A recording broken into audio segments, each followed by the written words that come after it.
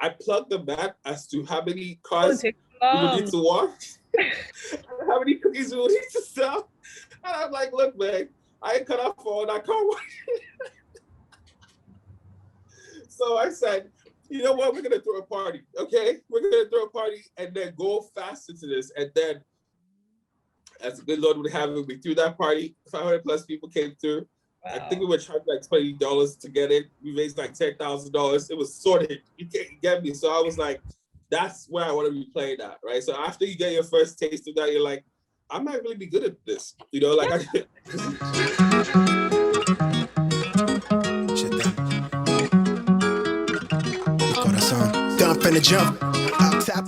Well, thank you so much for joining me today.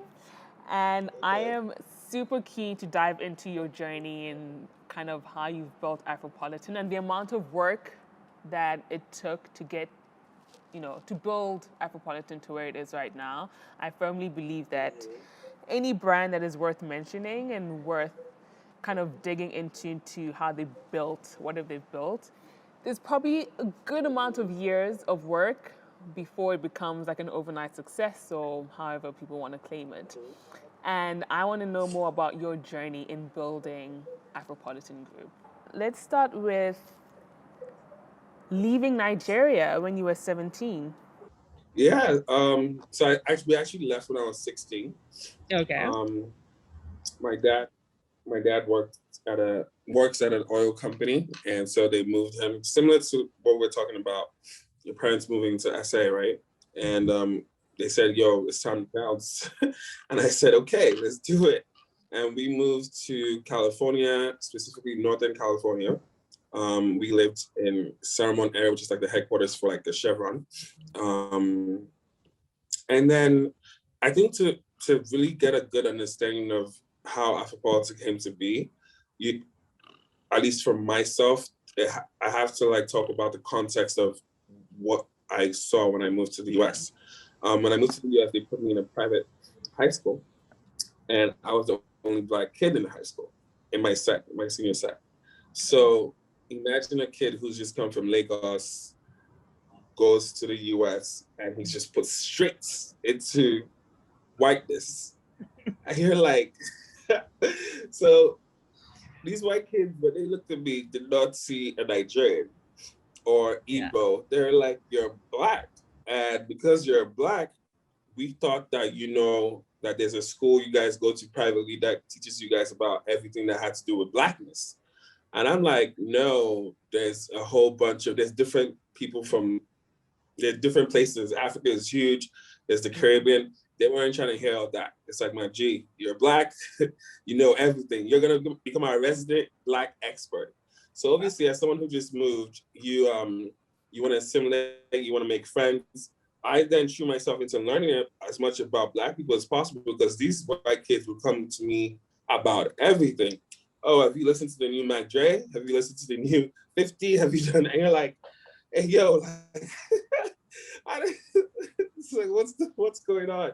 But I was your resident Black expert. So it was funny because initially I started off doing it to belong.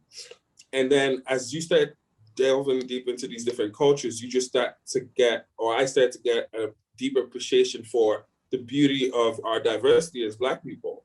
Like, it was just like, yo, we're dope. Like, there's a lot that is here. Like, but you go all the way to Senegal, to Sierra Leone, come back to the Caribbean, go to the Brazil, like Afro-Latino community, even the queer community as well, like the LGBT community. It's like, yo, we have so much richness in our culture and the diversity is beautiful. Why isn't this highlighted? Yeah. So now, when it came time to go to college, my first criteria was, I just want to have one more Black person.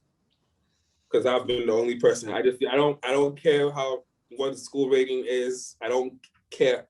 If I see one Black person, we could build with that, right? So when it was time to start doing university runs, one of the first schools we went to was San Jose State. And then we get to San Jose State, and the first Black person I saw, I was like, what's your name? And he says, Osaru or something. And I was like, are you Nigerian? He's like, yes. I looked into my parents like, look, we're not going nowhere else. This is where we're at. You don't have to worry about it. We're coming here. We're staying here. They're like, no, but you have other schools to go to check. I'm like, I'm not taking the risk, okay? He's a Nigerian, he goes here, we can build with that, you know? So when I then started college, assimilating, and I'm over there thinking, I've left all this whiteness. It's about to be Wakanda forever. Let's do it. Let's go. And you just start to be like, I remember the first time I'm hyped. I'm talking to someone and they're in school. They're like, oh yeah, I'm Ben. I'm like, your ID says Benga. Like, why are you Ben? And you're like, oh, okay, cool. They didn't feel pride in their identity at the time. So it was like, oh. And I was like, why is that? So imagine my perception, because I'm like, why wouldn't you feel pride in your identity when I had white kids coming up to me to ask me about what you do, right? Our culture, our music, our dance, our style. They were curious enough to become, like, I was peppered every other day about Blackness. So you're telling me that this is something you shun? The disconnect was ridiculous for me, right? So I was like, okay, so how do we then get people to be proud about what they should be proud about, regardless, right? Yeah. And that's where it started taking shape. I started doing events catered to the African diaspora community. And then that was in college. So then fast forward a little bit to 2016, the Afropolitan idea was formed because in the Bay Area where I grew up or lived, there's a melting pot of different cultures, right? Like you're talking about the diversity is crazy. From Oakland to Berkeley to San Jose, there's just a melting pot of different cultures, right? And I think that's where Afropolitan was born. So what we say is, like, if you're an Afropolitan, you're somebody who straddles two sets of identities, you have multiple sets of awareness, you can see both sides, right? And it's overall a mindset. And I think for me, what we are building is a progressive Black community, right? The future of a progressive Black community. What does that look like, right? What does it look like when you center excellence and you're saying, hey, you don't have to be the other. This is who we are. We're centering excellence. We don't want mediocrity.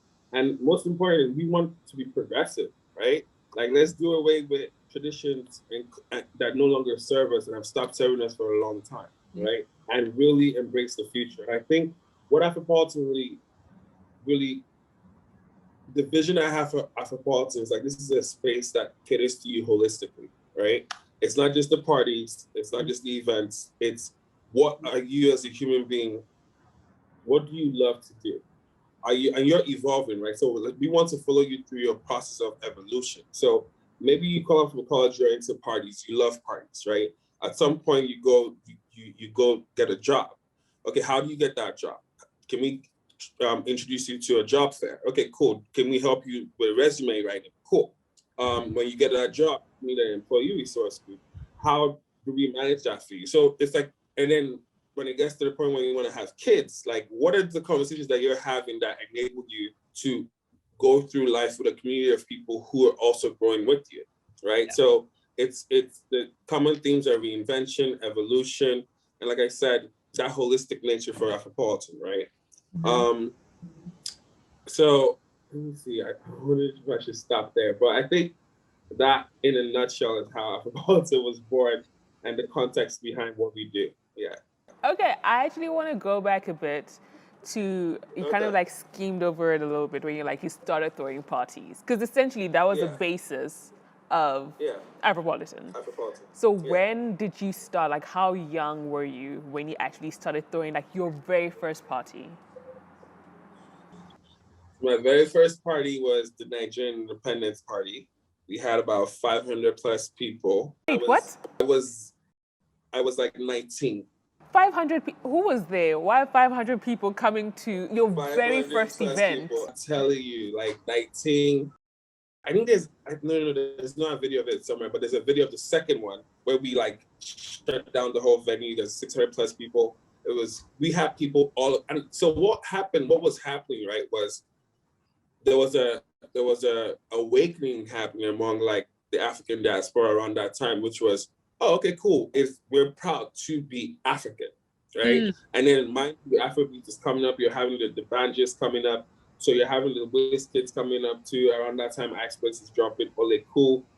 But we didn't have a space where we could party, because back then, especially in the in the US side of things, your parents were the ones who would take you to the African events, but it would be at a community event, and it wasn't really, it wasn't saucy. It wasn't saucy. So we're like, I tell you, go to these things and you're like, yo, I'm not really, this is not the place where we can really express ourselves, right? Everybody from all across Cali or West Coast was coming through, right? Because it was like for the first time, also one other difference was we were doing it at upscale venues. So we weren't doing it at community halls or something. We were like going into the top clubs and venues and doing these events there. So we're like, wait, they're allowing us to play our music at these venues where they would probably never even let other Black people come into before. And we're like, yes, because we're demanding this and this is what we have, and we have spending power. So there's a leverage there, right? So, man, when we come in there, we're turning it up. I remember venue owners would just be looking at us like, wait, so what did you say it's called again? It's called Afro what? Afro beats? Or where's it from? Okay, cool. And you would just start seeing them doing the calculation like, okay, cool. If they keep on playing our music, we keep on having a great time. We love to spend, we love to have a great time. There's no wahala, right? You treat us right, we treat everybody right, there's no problems. And to me, I credit a lot of the club culture and party culture for spreading Afrobeats across the US. Because it was like, from a venue perspective, you're having music, and at the time, hip hop had a negative connotation to it because there were a lot of fighting and shooting that would happen at the time in some spaces, but obviously there's more to that to explore. But from a venue owner perspective, they're like, well, so y'all are partying over here, dancing, nobody's shooting anybody when you step on shoes. I bet. Bring them in. Like, you just letting your DJs like, yo, keep playing that music, whatever it is that they call it, run Afro beats all day, you know? So that's how we started. And it was fun. This was fun times. Like, can you imagine being in college? Like, you're throwing like the best parties. People are flying. It was a golden time. It's still a golden time. We still have more, but it was a great time. Yeah. Did you have like a huge performer? I'm really trying to figure out how 500 people. Take me through like the idea of we're gonna plan our first party. Like, this is where we want to have it. This is who we want to perform. Because those initial, those are the ones that give you like the high to like keep going. I'll tell you how it started. So I had a friend, her name is Kebby.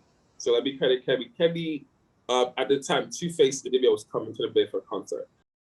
So Kebby comes to me and says, oh, Eche, you're the president of the Nigerian Student Association. Do you mind helping me push some tickets to your members? Blah, blah, blah, blah. I'm like, yeah, sure. I ended up pushing 200 tickets, right? This is somebody who would come to me for like maybe 10, 15, 20, 200 tickets. And mind you, this venue was like a 500 capacity. So she was like, wait, what's going on here? And so the next event, which was a Peace Corps concert, she had me on board as a partner, right? And I ended up pushing like almost like 800 plus tickets, right? And then she's like, yo, you're really good at this. And mind you, at the time, I never really sold anything. I was like, no, I just know people. I know people, just push it. And so what happened was, this was before I became the president of the association. So as I won the election, come to find out that the club was in debt, right? The club was in debt. And then the school was threatening to close down the Nigerian Student Association if we didn't pay off the debt. Now, how much was this debt? They said $800. I'm like, I mean, I was a kid, so I didn't really, not kid, but I was a teenager, so I didn't really know. I'm like, $800 for we're shutting down clubs for? Like, what is this? So at the time, I remember I picked up the phone, like I have a couple of uncles who might have some bread. So I was like, yo, can you spot me this $800? So like just give me the money, like really, like this was a good cause. And my uncle was like, no, like if the club doesn't have money, let it shut down. I'm like, let it shut down. He was like, yeah, like it's not your fault. I'm like, okay, you clearly you're not on the same page here, okay? So I remember we now started having meetings, right? Like what should we do to raise money for this? And as president, like the first you get an idea, somebody said we should have a big good sales. You know how college is, big good sales. Let's do a car wash, right? And let's do like the little things that college students come up with to get money. Yeah. And I was just like, I'm like, how much do those cookies bake sales go for? They're like $5. I'm like, I bet. How much does a double car wash go for? $10. And I'm like, I plugged the map as to how many Don't cars take we would need long. to wash, how many cookies we would need to sell. And I'm like, look, man, I ain't cut off for all that car wash. So I said, you know what? We're gonna throw a party, okay? We're gonna throw a party and then go fast into this. And then, as the good Lord would have it, we threw that party. 500 plus people came through. Wow. I think we were charged like $20 to get it. We raised like $10,000. It was sorted. You can't get me. So I was like, that's where I want to be playing at, right? So after you get your first taste of that, you're like, I might really be good at this. You know, like I just. Because That's the thing I've realized with a number of successful people, right? Is that one thing that they realize, oh no, wait, I'm pretty good at this. It's like a high. Like there's a high that's attached to it. It came very, very naturally to me. It was very, very interesting. Like, I could do, like, over time, I've come to realize, do work that feels like play, right? Like where it's like, I could do this all day. Like this ain't nothing. We could keep doing this and it's not a problem, But it was that's basically that's to answer your question. That's how it started in a nutshell. So did you know that many people because you were part of the Nigerian Association on campus? So I think, and honestly, it's something that even till now I downplay a lot, but I have people tell me like, you have a gift of connecting people. You have a gift of like bringing people together. You have a gift of just knowing just how to move in spaces and just like get as many people together and just connect. So I think it happens like subconsciously where if I'm in a space, I'm connecting with people. I'm trying to like make sure that you're also connected to the right type of people and just adding value, right? Like just making sure like, look, there's value being added and we're building and we're growing together. And I think maybe at the time I hadn't realized how vast my network was because I started college when I was 18. But then I was the kid that they would take to the clubs before I'd even know anything about clubbing. And I would be the one who was at the door, right? Like, how you're letting people in from the door? I was the one who was at the door. So imagine maybe you get to meet a whole bunch of people because you're the one at the door. So when it's now time for you to push something and you're talking to people, they're like already familiar with you because they've seen you coming through and you were smooth, your customer service was great. Like they've already built that rapport with you. So I think that's how we built it. I mean, like it was an extensive network for sure. Huge. Yeah. Gosh, that's amazing. Okay, and so here you are throwing your very first party, 19, 500 people come through. And I'm guessing so you're thinking, all right, I've got a knack for this. I want to do this more often. I'm Nigerian though. So education in there has to still happen because I don't know any. Oh, listen, like it was funny because I graduated on time, right? And people were shocked, like because they're like at the time there had been budget cuts going on in California, and many people weren't graduating on time. I'm like, look, my parents are not gonna hear that I didn't graduate on time because I was out here throwing parties. They don't care if you're the hottest man on the streets. Come through with that degree back home. So I was still on my P's and Q's, like making sure like, you party, but you make sure you go to school, get through your tests. I graduated on time. So I like one thing I've never played with is that I graduated on time. Like even when I did my master's, like I think my master class was about 60 people, and we were only 2 people who graduated on time. Right? Like I was like, it was just me and this Asian lady, and I'm like, I don't play, like my parents are definitely not gonna play that. So I can't play with them, so just where it's at, So we weren't playing with it at all. Sure. One thing I actually want to touch on with the first event, this was over like 10 years ago, right? Yeah. And social media wasn't a thing. So you are connecting with people. Like by getting phone. numbers by phone, getting numbers and that kind of vibe. Yeah, text. Yep. And is that how kind of like your network, if I can put it that way, or your community started? Mm-hmm. Yeah, so I mean, back then you had to talk. There was no social media. You had to, before Clubhouse, you had to talk to people. Okay, you had to convince them that this is worth coming to.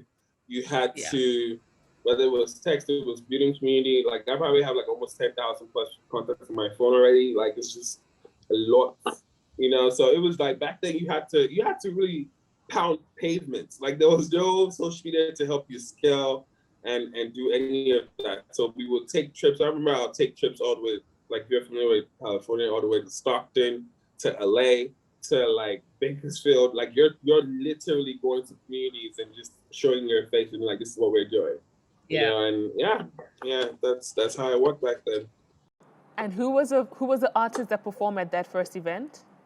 Two-Face Idibia, he's the one who sang African Queen. And then P Square, they were the ones who came in second. So the two of them, P Squared and Two-Face, both at that first event. Two-Face was the first concert, and then P Square was the second concert. Okay. All right. So here you. Hey. No, I said good times. Yeah. Okay, so here you are. You've thrown your first. A ton of people have arrived. You've realized that you've got a knack for this. Where to next? Like what starts happening when you realize you've raised $10,000 to solve an $10,000 to solve an $800 problem, and obviously you're a kid, you're in varsity, you're in college, you got money now, you saved an entire club. I mean, these are like, some people would retire off of those stats alone just to be like, I'm good. But where did the journey continue to? So I think what happens is when you're that young and you feel like you've found what you want to do, you're like, oh, okay, cool. Like I'm living the dream. And at the time, my parents had moved to Australia, so I was by myself. So it was almost like I achieved a certain level of freedom for an African kid by like 19. No one told me what to do. No one told me where to go, where to come. Like it was just. And then on top of that, I had a way to make a little bread. Whew, listen, like I was just like, no, you can't talk to me anyhow. Like I'm by myself. I do what I want, so we're good.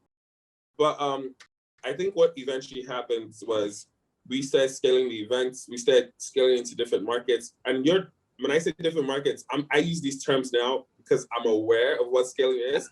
At the time, it's just like, no, we're just gonna go to the city and do an event over there. And we're just moving, and we expanded that way, and we covered almost all of California, and we kept on doing concerts, right? So in that time, I think we did.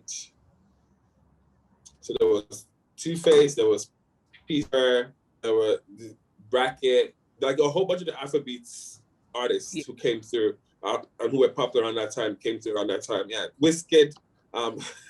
Yeah, that was a lot. There's a funny story with that too. But yeah, these are big acts. They're big acts. I mean, they're big acts now still, but I'm sure back then they were still notable, but still on the come up. Yeah. So was this in partnership with? I think you said Kemi. On the come up. Was this in partnership with Kemi and what she was? Who you said there was a lady that? Oh yeah, this was a part. So Kemi. Yeah, this was definitely most of them were in partnership with Kemi. Maybe apart from the Wizkid one. Yeah. Okay. Yeah. So you guys, and who is we? Because you're saying we're going to these different cities. Like who's we at this time? So for context, right? I said I started doing events when I was 18, 19, right? You can't do a club event if you're not 21 in the US. So yeah, that's what I'm thinking. So for me to be able to get these clubs, I had to have my cousin, Uwa, he was older. So he basically was the proxy for me, right? So it was me, Uwa, who started doing it. And then what else? Yeah, so basically that's what I meant by we. So it was just me and Uwa who were doing it. We were doing the parties back then. Yeah. Nice. All right. So here you are. You've done your first event. You're touring, pretty much throwing different concerts around Cali. What was a pivotal? Actually, how many events were you actually doing? Like, give me a span, like in a month or in 6 months, in a year. We were doing 5 major events a year, and of all those 5 major events, we were getting what's the word I'm looking for? We were getting like 600 to 700 people.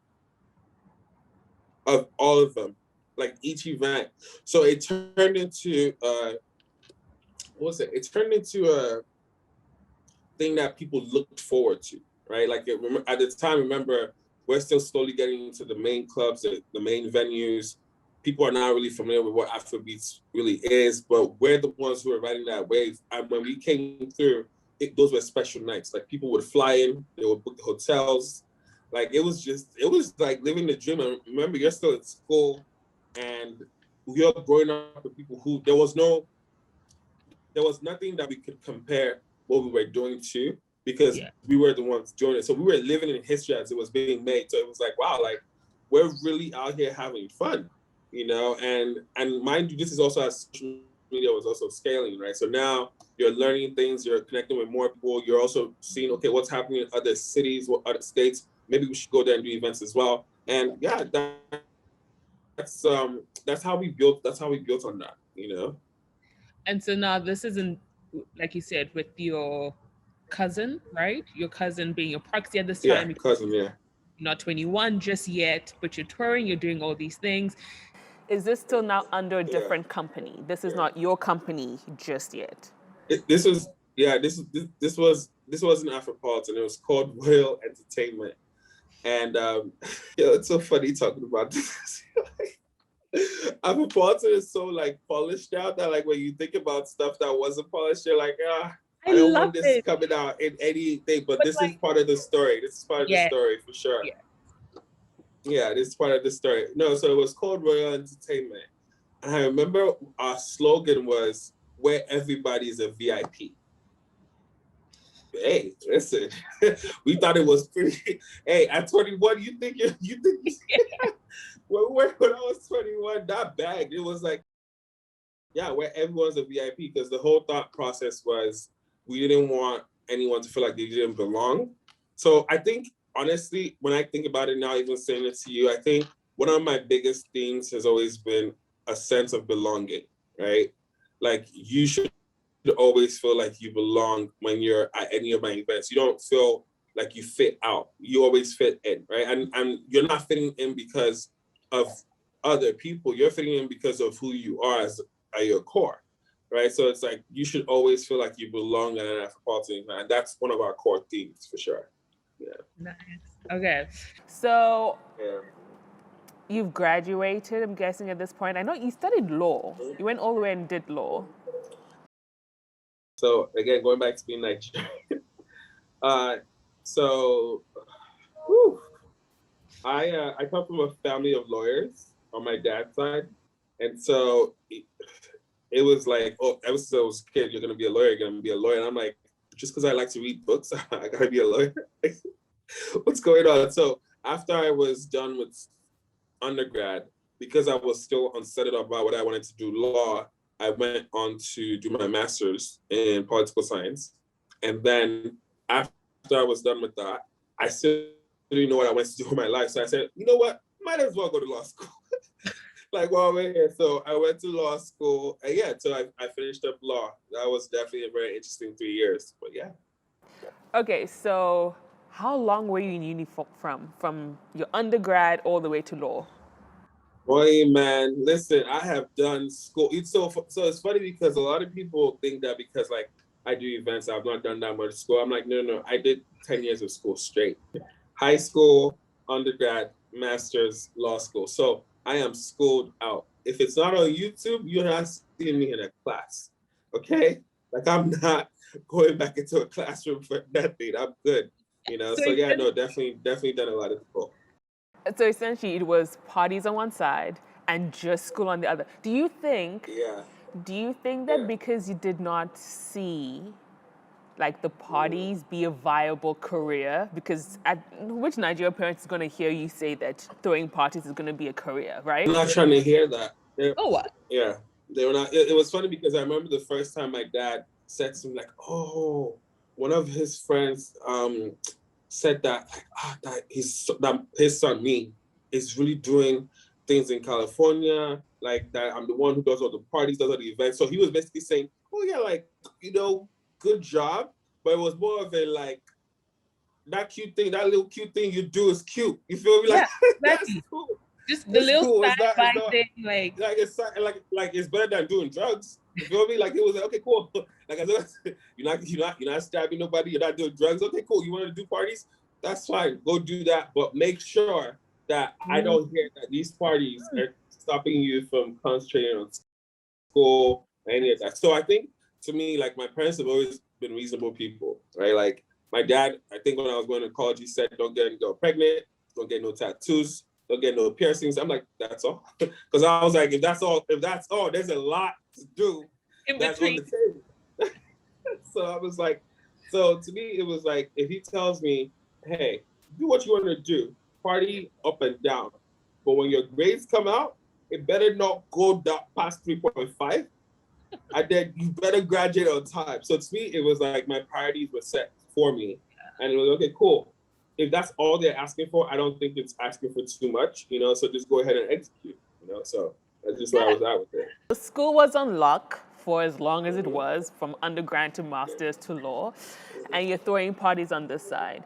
Talk to me about where does the Wizkid story come in? Because you've already kind of alluded to the fact that it's an interesting one. Where in that, is that post-uni? Is that post-uni or during uni? That was during uni. That was my master's program. Okay. So they're like 3 Wizkid stories. So I have the honor, like literally in the US, like I have the honor of like being someone like Wizkid has canceled on 3 times for a show. So the first one was 2011, and he had visa issues, so he canceled on everybody. The second one, he canceled 4 days before our show, but he canceled on about 4 cities. The third one, which after he had burned me in 2012, I took a break from doing some concerts, happened in 2017. And let me tell you, after the third one, it was like, when it's so hilarious, you just have to laugh, because for them to convince me to do the third one, it took a lot of like, I've been burned twice. So, I mean, I know he's the biggest Afrobeats artist, but I don't like being burned. Because essentially it's promoting, right? Promoting that he's going to be at this event, people buying tickets. People are flying in, people are buying tickets, people are booking hotels. It's a whole, so but the one that probably ended up on Google more was the 2012 one, and we turned it into this whole hilarious Twitter like hashtag trending thing. But I think when I look back at that though, I was young, I think I was about 22. And me and Wizkid at the same age, right? So I think there's a lot of like rashness that you have as a young person when you're like, what? Like, why would they do that? Blah, blah, blah. And people obviously were upset. He must have blocked like 1,000 people from California that day. Like, it was just, people were really, really upset, because going back to what I said, like coming into these events, there was a lot. So you're talking about people would come from all across California to one city, right? So LA, San Diego, people are flying in, people have booked their hotels. So when you don't show up, and the reason you don't show up is not because of an emergency, it's just because you don't feel like showing up, it rubs people the wrong way, So yeah, that was like the Wizkid. So I don't want to settle too much on that, because he is a Grammy winner. So let's focus on that. If he wants to cancel anybody, can cancel anybody. Like, it's not a problem. Okay.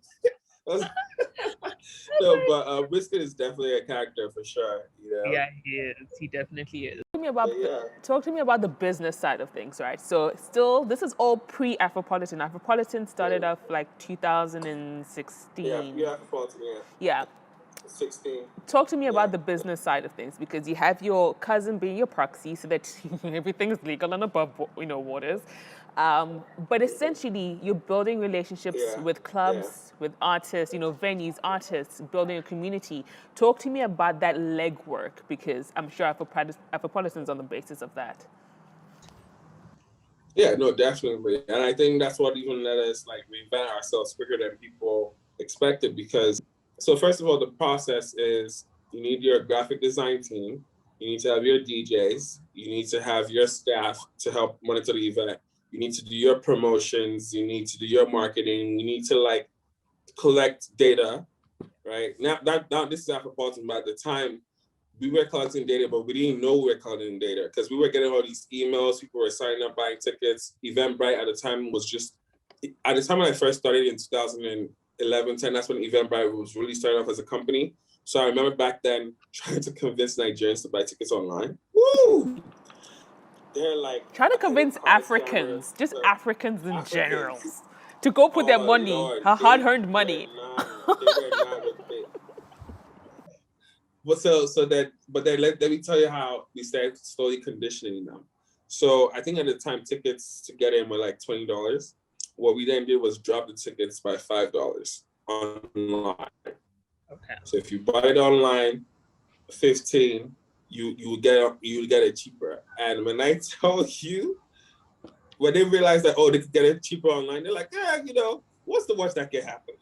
Just so slowly they start conditioning themselves to buy tickets online. And that's how a lot of people now are very familiar with like buying tickets online in the US or Afro diaspora inspired events, so it was cool. But in a nutshell, like that's really like the business. Like you have to have an operations team, right? Like it's like as soon as maybe I'll come up, I usually come up with a concept of ideas for the party because you have to give people different looks, right? Like it's like, okay, if it's Nigerian independence, what's the branding for that? If it's something else, like come up with a concept so that people can tie it to themselves emotionally, be emotionally invested, and then go out there and sell it like you're going to Buckingham Palace, So that's what it boiled down to, Okay.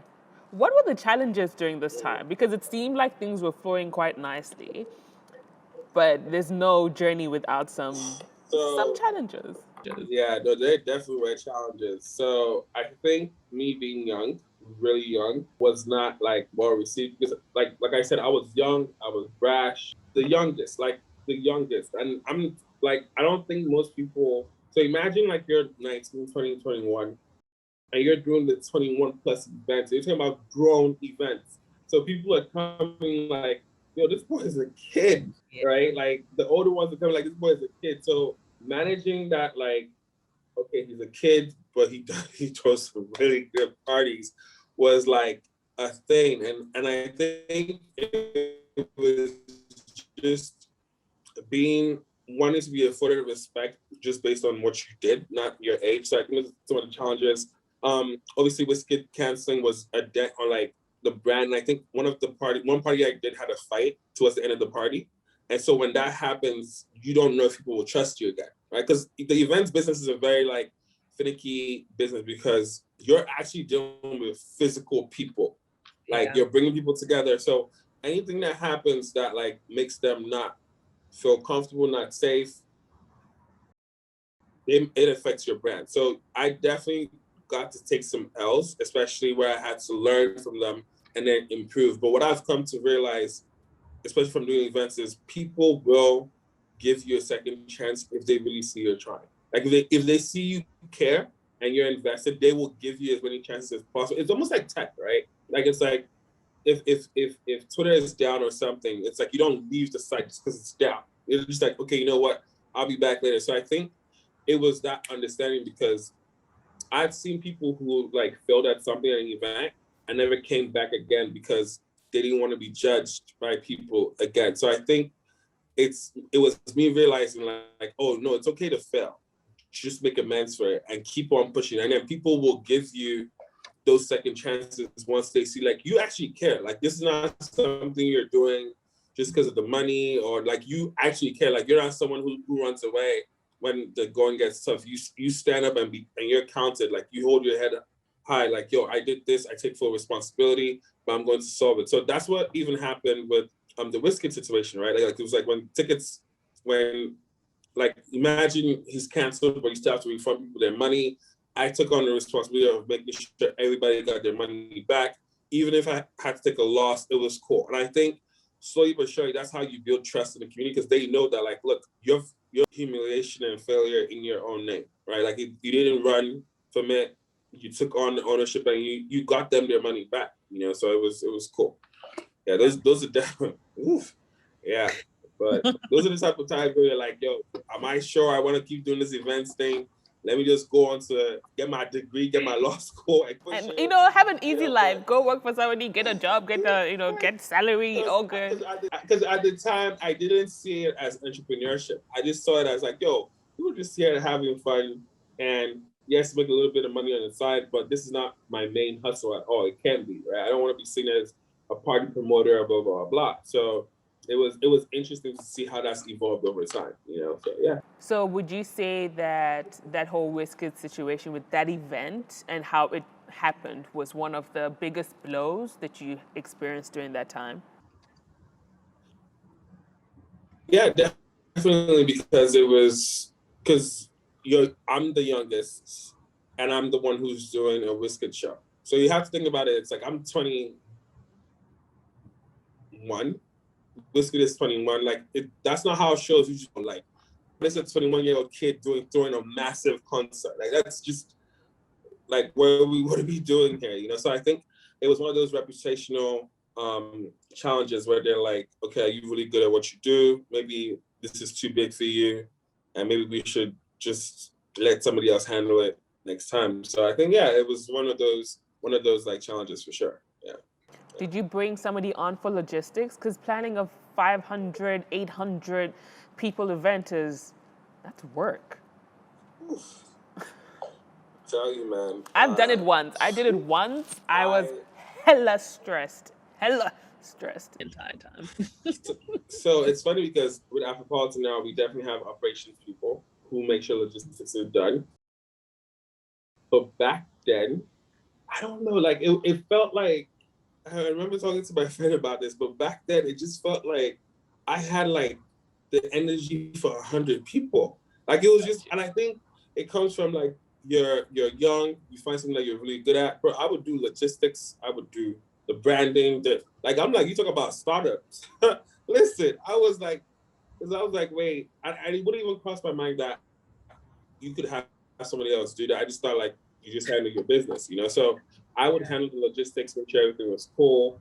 But obviously the first time and only time we had a fight, that's when I didn't realize that, okay, cool, you have to be intentional with making sure your logistics are right. Because we did have security for that event, but we had done the event at like Palo Alto, which was like by Stanford. And when this is too funny, but the security guards that they had were all like 5'5".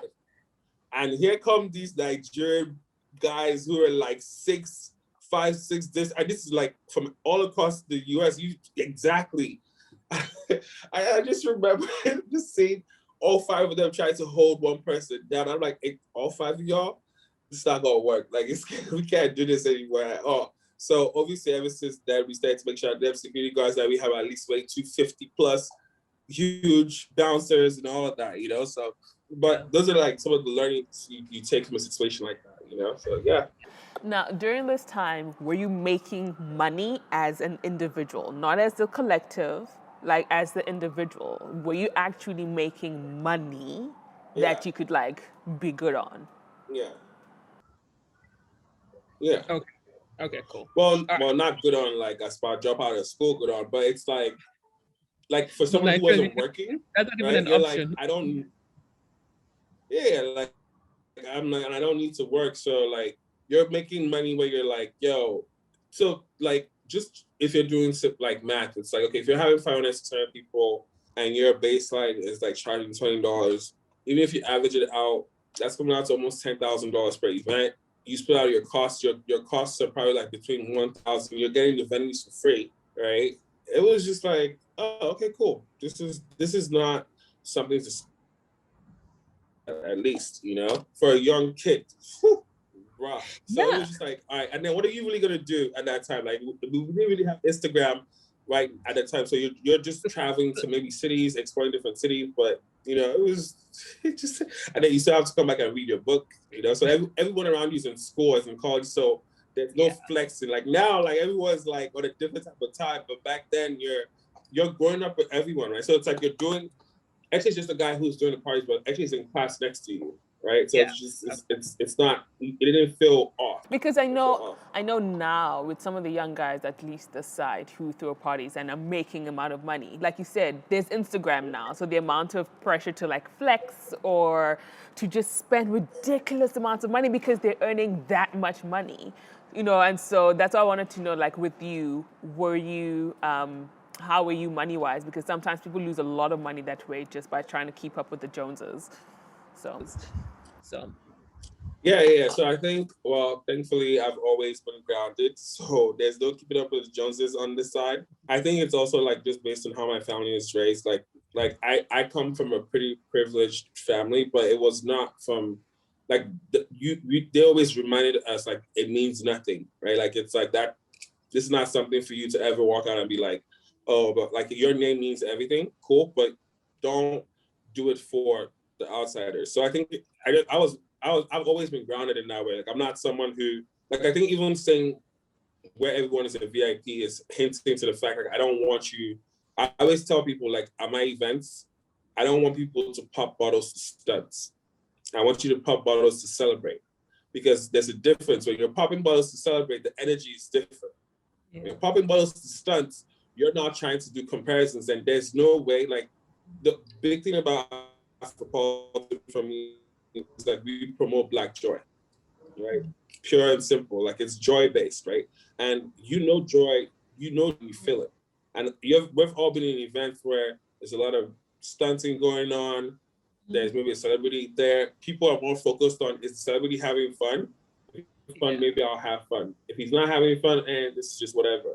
And I'm like, at Afropolitan events, the North Star is always joy. Always. Like I don't care whatever it is you say. Did you leave here having a great time, amazing time? If the answer is yes, then we've done our job. But if you came and it was all about stunting and you didn't know, you wanted to know, maybe I might mention to this person or this person mentioned to me, did this person make me feel less than? That shouldn't be a feeling that you have when you come to our events at all. You know. Yeah. So what did you say the name of the company was? Royal at this time? Royal Entertainment. So when did Royal Entertainment become Afropolitan Group? So about 2016, a club owner reaches out to me and says, hey, he just bought a new club and he would like for us to move to have more African events regularly. So remember at the time we're doing maybe 5 or 6 major events a year. So he's like, yo, he feels like the market has matured where we can start having regular monthly events.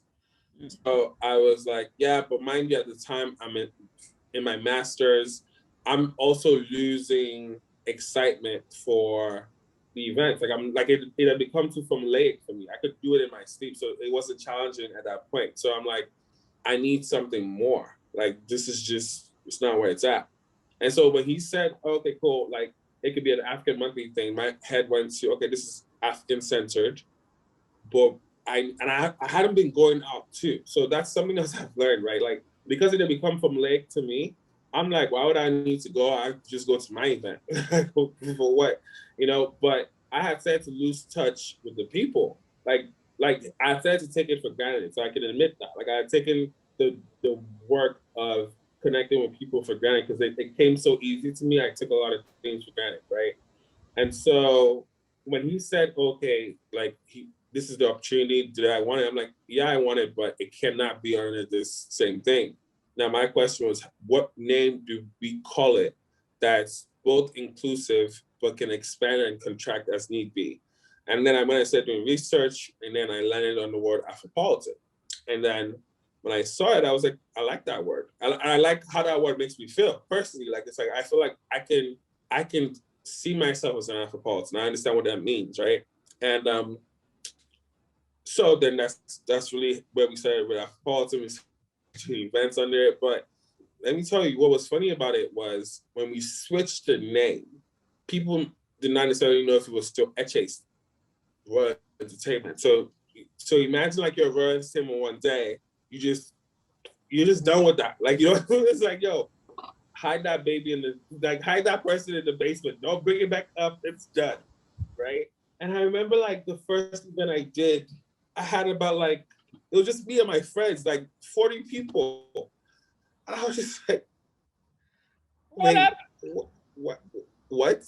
So, and this wasn't, so imagine I'm used to having like 600, 700 people come to my thing, right? So I'm like, 40 people. And I'm like, oh man, I'm not gonna lie, that was a really, really dark day because your ego takes this thing because you're like, wait, what? And so I was like, nah. So then I didn't, because I'm the type of person I like to go do hardcore analysis. Like, what happened? Like, what really happened is, what am I not seeing? Because I pride myself on always having been in touch with the people. I'm like, when did the people lose me and when did I lose the people? And then I was like, okay, cool, it's time to go do market research, right? And I remember for the next like 3-4 weeks, I was literally out every weekend connecting with people, but also asking people like, what is it that's missing in this entertainment scene, right? What is it that you like to see? What is it that we don't have? Really actually doing market research. Now I just come and think about it, like really went and did that. And then by the time I was on with enough information, I'm like, okay, cool, it's time to reload it. Okay, so we reloaded it. And the next time we had 800 plus people at the event, it was like, okay, cool.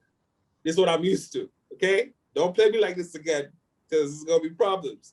No, but and I think it was like a Nigerian Independence event, and then that's how I met a friend of mine or a mentor of mine too, who's actually become very influential in how I see things and my worldview. His name is Eche Emole.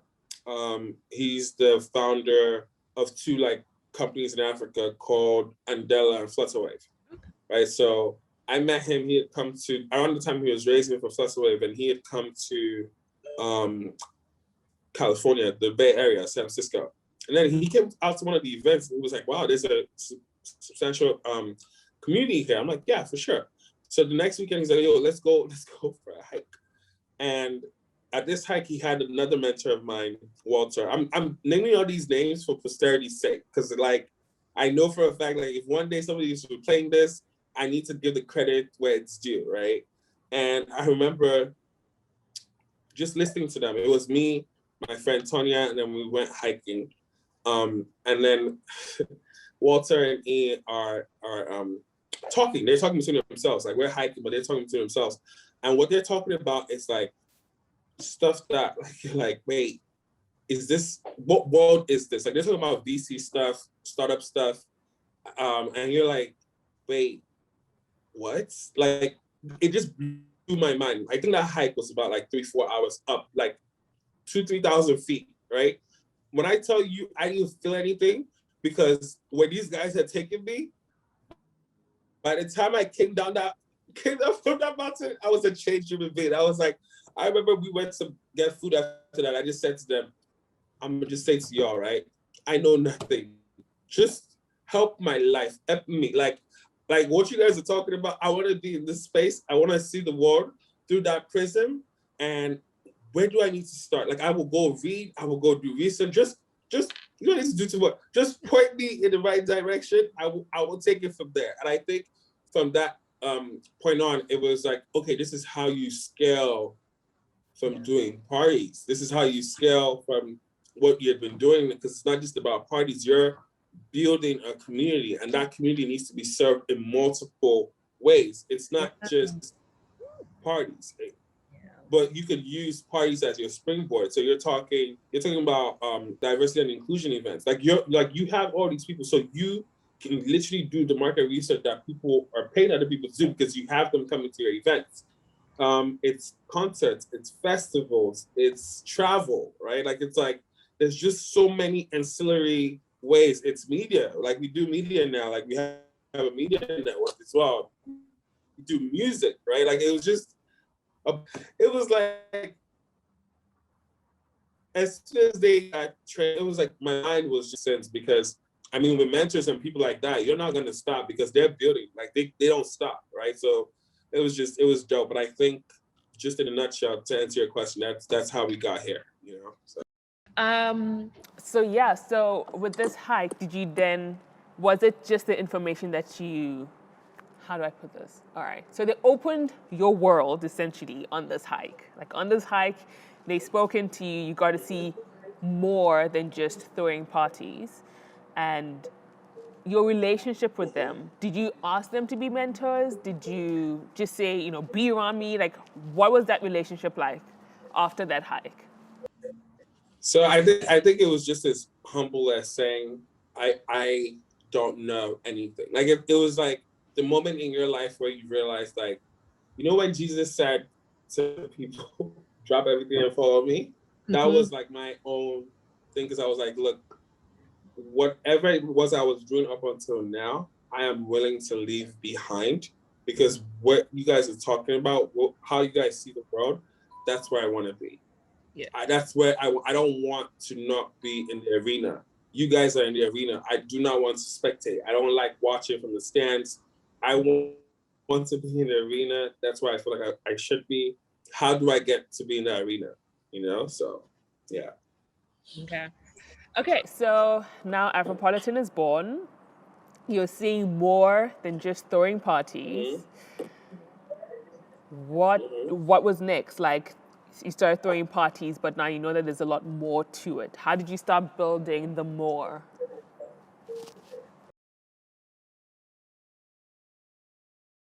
I think you start looking at it as a business, right? Like literally, like from a startup perspective, what does your year look like? What does scaling look like? What other ancillary business models are you going to that doesn't take you away from your main core, right? So yes, you're building off the strength of parties. Yes, you can branch off into concerts because it's still the same people. You just have an artist now, right? You can branch off into festivals. Again, it's just larger people with better logistics. But one of the main growth points was travel, right? It was like, well, how do we branch off into travel? We've never done travel before, but we did, and we executed that for the year of return. And so we also started doing corporate events. So because we're based in the Silicon Valley, we have obviously people who are coming to our events, or people who might work at a Twitter or Facebook or Instagram, like just the tech. So if they want D&I type of events, they'll just come to the people that they love to party with. What's the problem? So I think those were like looking out for those type of opportunities that could be seamlessly plugged in. And then the music piece was we had like executives from like Empire come to one of our concerts, and then they said to us, wait, why don't we just give you guys a distribution deal? I'm like, what's the distribution deal? Their whole thought process was, well, if you do the concerts and you know the people, our thought process is you're closer to the upcoming artists who might be coming up next. So it would make sense for you guys to have a distribution deal with us. And I was like, that is a great point. So I think when I started to think about it as an Afropolitan group, it was the thought process of you have all these ancillary or verticals, basically, right, that feed into each other. So a party needs music. What would happen if you went to an Afropolitan event and everything was Afropolitan? The drinks you had was an Afropolitan drink. The music you were listening to was from an Afropolitan artist. The event you came to was an Afropolitan. The playlist you listened to was an Afropolitan playlist. Like, what happens if we really plug people into a whole ecosystem of Afropolitan? And I think that's just where the idea was born. So ever since then, what we have done is execute towards that, right? So it's like, because the thing is, the party life cycle of the lifetime value of a party person is like really, really like 5 years of hardcore proper partying before you're like, I'm out of here, right? So there are two ways to approach that. You could say, hey, once you reach your graduation period, we wish you adieu, have a great life. Or we could say, no, we could follow you as you grow, right? We could go, you don't need to keep on coming to parties, but maybe you could tune into a podcast, or you can tune into our media element. What other things can we do? Oh, you could travel, because now you have more disposable income, right? So if we provide these services for you, we can evolve with you, because we're also evolving, right? So that goes back to the whole holistic version of what it means to be an Afropolitan, right? Like, it's like you're literally always evolving, always progressing, and the company is just there to feed you those parts of you that you want, especially if your North Star is excellence and reinvention, right? You shouldn't be scared to reinvent yourself, and you should have a community of people who are able to provide you with those tools if need be, so yeah. So Clubhouse, tell me about Clubhouse, yeah. So we're coming off the year of return, yeah. and you come into 2020, you've made your plans, you're like, look, we're gonna reload it, and this time, because we know how 2019 was, it's gonna be this year, 2020, is really gonna be the year of vision. Like literally, it was 2020 vision. That's what we kept on saying. And hold on. it's just like, this is about to be like. Sorry, not to cut you, but for those who may not know what the year of return is, because I think as West Africans, it's hard not to know. But for just a quick summary, I can break it down. I can break it. So the year of return was a project from a group of people, amazing people, and the whole idea was encouraging African Americans to come back to Africa after the 400 year. During the 400 year anniversary of and people being taken to outside of Africa, basically. So it was tied to slavery. And the whole idea was we could attract tourists from the Black American community back to Africa. And I think in that year, Ghana had a war. So that's huge. I think they generated about $3 billion worth of economic activity. Again, showing the power of the Black economy when we put our minds to it. And companies like Afropolitan, I think we took about 150 people on the travel portion. From the events perspective, I think we processed about maybe 40,000 people through our platforms, right? For tickets, for events, for the festivals that we were a part of. Afrochella, definitely, Detty Ray for sure. So those were amazing events. So you can imagine coming into 2020, you're like, wow, this is a proof of concept. We executed on a proof of concept. The people who couldn't make it in 2019 are all having FOMO. They're saying, look, we're coming. Just let us know. So you're like, oh, thank God, it's time to move. And then COVID-19 hits. And then it hit in such a like, I remember we had done 2 events in 2020, and the last event we had done was the Ghanaian independence event. And then the week after, we went into lockdown. And I remember at the time it was, it's just gonna be 2 weeks. Okay, you're like, cool. I personally was like, I need those 2 weeks because I've been traveling, I've been doing too much. I hadn't even recovered from the year of return. I got back to the US in maybe like the first week of February. So I'm not even like recovered for the year. So I'm like, okay, cool. I personally was 2 weeks. So I went to sleep. Then wake up till like 2 weeks later. Came back in 2 weeks. They're like, oh no, 2 more weeks. I'm like, sure, take the month off. Sure, whatever. I'll take the month. And in your head, you're like, it's just gonna be 1 month.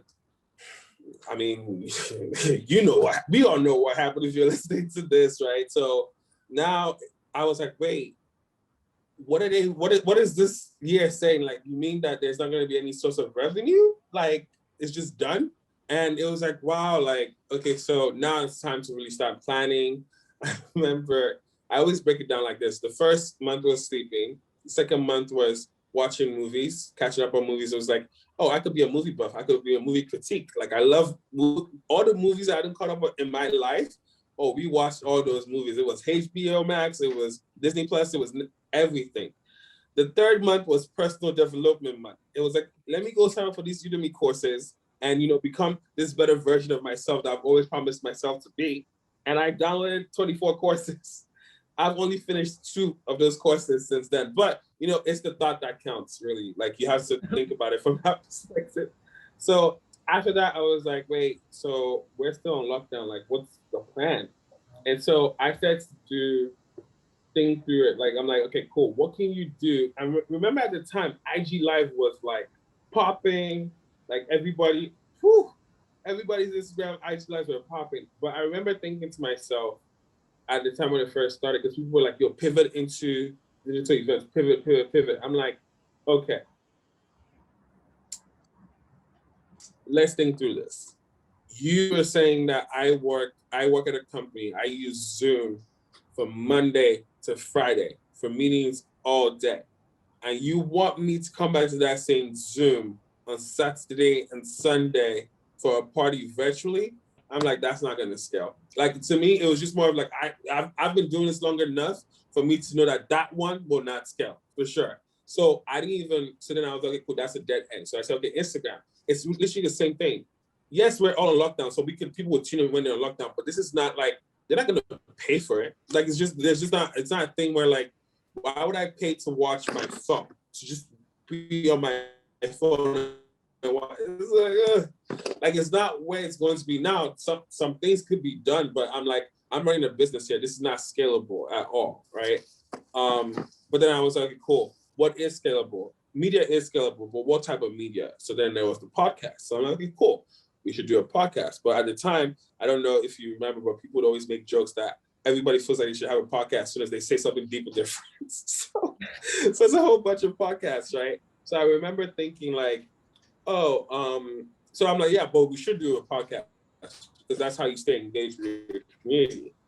But then once I made that decision, I still wasn't really sold on it. Like, I like the traditional way of, okay, go get a studio, go get equipment. And then now I'm starting to figure out like guests. Like, you see how like it took us a while to get here. And I was like, like, I'm someone who wants to do something. I want to do it like very, very like now, right? Yeah. Like, I'm very passionate when I'm into it. When I'm not into it, you will feel it, right? So I was like, I'm not really excited about this right now. And I remember my friends were like, yo, but you should just do it. I'm like, yeah, but I'm self-aware enough to know when I'm not excited about something, I don't do it. If I'm excited, the whole world will feel it. Like, it'll be like you're feeling it from a different level. So at the time, I've been hearing about this app called Clubhouse, and then they were talking about it, but they were like, oh, it's just tech white people like VC. I'm like, okay, cool. Let them go do their thing. But then slowly some of my friends started coming onto the platform. These are people in tech, and I'm like, okay, cool. And then I got an invite by Wizza. I'm giving shout outs today properly, but I got an invite by Wizza.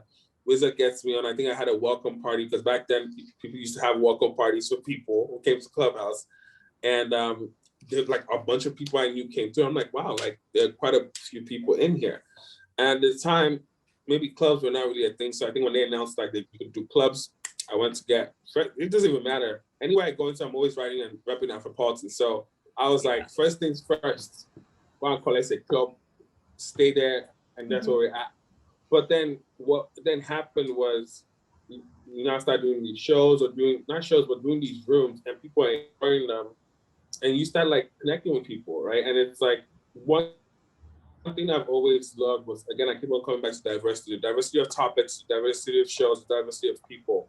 And I'm someone who wants to see all of it. I want to learn more. And I think it goes back to high school, right? Not being forced, but having to learn about those different cultures let me know that I would always have diverse interests, right? But it also says to me, people in general also have diverse interests, right? So how do you cater to them in that way? So on one day we could do a fintech show, a fintech room. The other day we could do a shooting a short room. The next time we could do like an Encounters with Europe by Demons.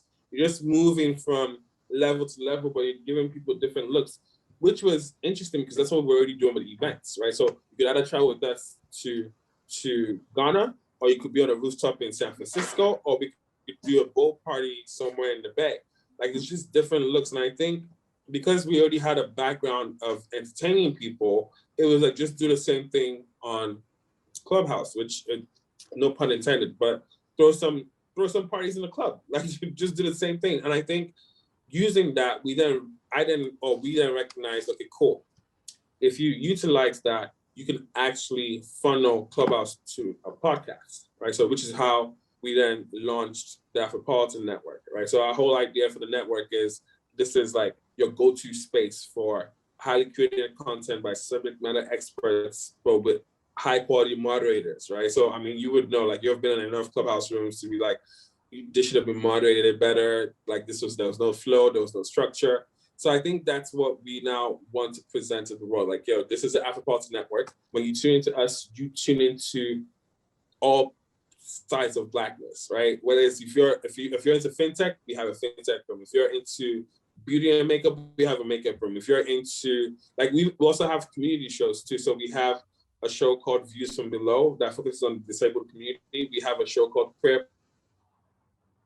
Afropolitan that focuses on the LGBTQ community, but these are different looks, right? And my whole thing is just, we want to be a space where you belong, right? Like, if whatever your Blackness is, however it is, you don't have to worry about fitting in.